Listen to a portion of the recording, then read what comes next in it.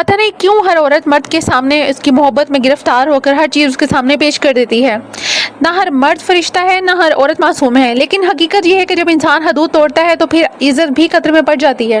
ایک عورت کو سمجھنا ہوگا ہر آئی لو یو سچا نہیں ہوتا، ہر وعدہ نکاح تک نہیں پہنچتا، اور ہر مرد اتنا مضبوط کردار والا نہیں ہوتا کہ راز قبر تک لے جائے۔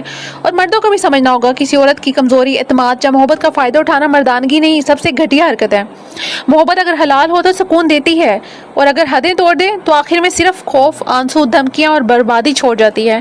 اس معاشرے کو بدلنا ہوگا، ہمیں بدلنا ہوگا، کیونکہ جب تک ہم خود اپنی حدیں نہیں سمجھیں گے نا، تب تک ہر روز ایک نیا کیس، ایک نئی بلیک میلنگ اور ایک نئی تباہی سامنے آتی رہے گی۔